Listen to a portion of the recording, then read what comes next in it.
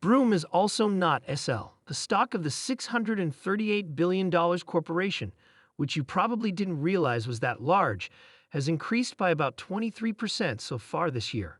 What is causing their shares to eventually roll over then? Due to a recent unfavorable narrative about AI, we are aware that the massive corporations known as the Magnificent Seven, the hyperscalers, have been investing a lot of money on AI infrastructure. Many people now perceive Nvidia and Broom's relative underperformance as a sign that they're spending too much and that their business model is unsustainable. Did you know that following the employment number, Nvidia's stock price changed from down 80 cents to up? Those don't connect. We're just overly sensitive. Jensen Huang would ask, what do they have to do with each other? If you witnessed what we are doing in the stock market, which is to correlate interest rates with their activities, the reason is because individuals find it fascinating to create these concepts in their minds.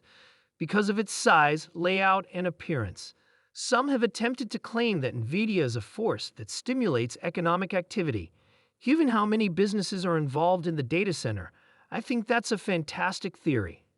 The data center is one of Caterpillar's main motivators. We are aware that Blackstone's Jonathan Gray purchased an additional data center. If they didn't think data centers were a secular narrative, they wouldn't be doing it. Data centers suddenly became cyclical around this time. The primary hypothesis on the state of the economy is cyclical, which will be confirmed by the fact that manufacturing employment are not increasing.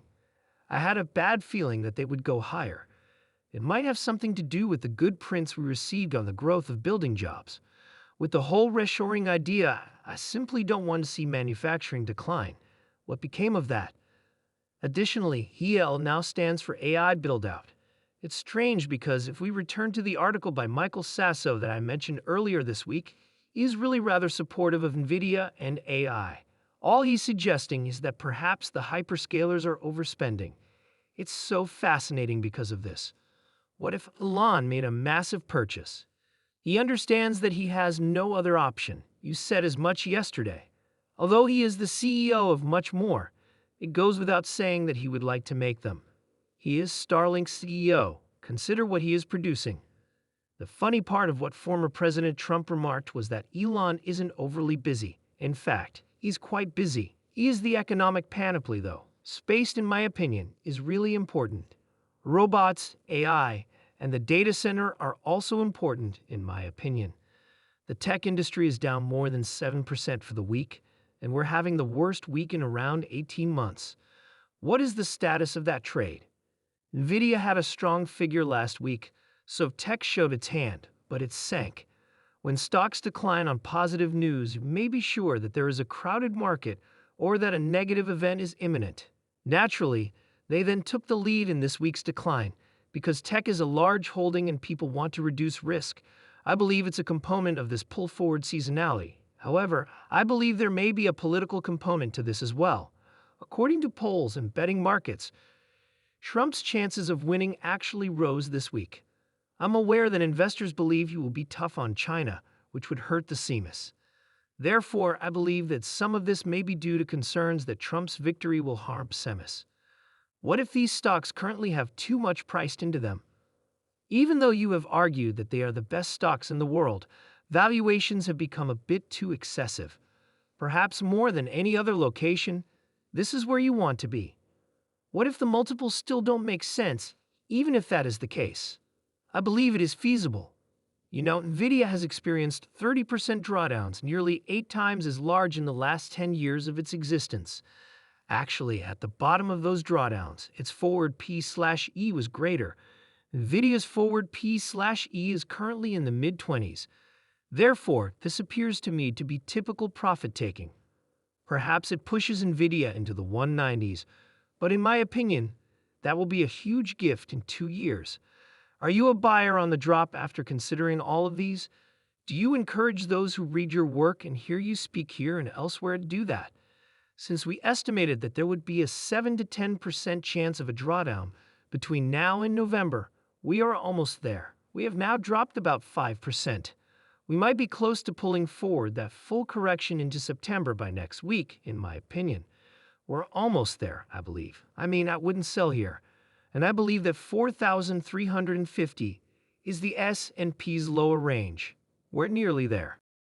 You made an effort to hedge a little going into both Broadcom and Nvidia, correct? Discuss with me the transactions you made before entering.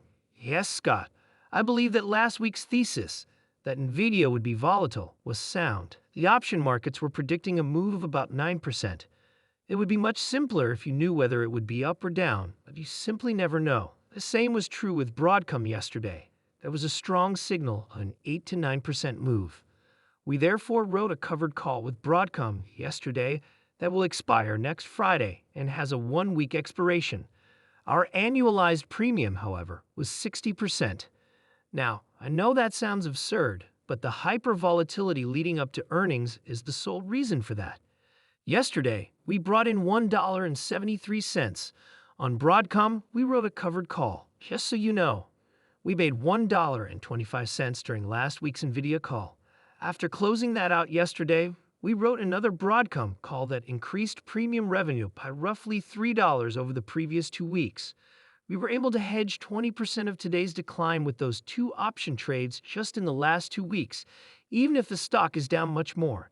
Therefore, it has been successful for both Nvidia and Broadcom. I believe we should wait a little while before adding to the equities because they are trending lower. However, I believe you'll get a chance to purchase. Scott, we're seeing pricing that are comparable to where we were after the major sell-off at the jobs report last month. That seems like a solid starting point for folks to purchase the dip, in my opinion. So you're more of a buy this market person than a beware it person. Yes, we most certainly didn't make any purchases today. Since this is the first week back after the holidays, it was a short week. We wanted things to calm down because you get a lot more volume. Considering what transpired last month, we were also somewhat worried about the appearance of the jobs report. The jobs report statistics seemed reasonable to me. Regardless of whether the Fed cuts by 25 or 50 basis points, I believe that the market selling off is more of a growth issue than a recession concern. Although the market is rather uncertain, Broadcom has already returned to its previous level of performance on August 5th and August 7th, in my opinion. Although Nvidia isn't, it is undoubtedly getting closer. Indeed, Scott, I would purchase the dip, and we will. We might as well bring up Nvidia since you know it will come up. As you are aware, prior to COVID, Nvidia's revenue growth was negative year over year. It then increased by more than 80% year over year in early 2022. Then there was this COVID hangover, as you most likely recall. Demand began to decline. Nvidia's revenues dropped more than 20% by the end of 2022, when those 3 large hyperscalers began to reduce their expenditures. As you went through that digestion phase, the stock dropped 66%.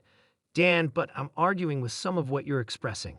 All right, so in the early 2000s, 20 years ago, Amazon was penalized because their logistics expenditures were not producing the desired revenue. However, if you had been patient, let's keep traders and investors apart for the moment. Amazon's investments did pay off. What makes AI unique? You must keep in mind that there are both short-term and long-term considerations. Additionally, you are neglecting to mention to investors that Amazon's stock fell roughly 95% from its high to its lowest point. Therefore, it's okay if you wish to endure that pain.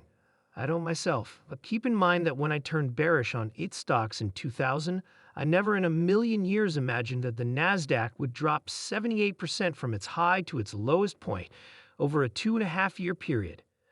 As a result, compared to the internet infrastructure rollout, this AI investment has been made at a far faster rate.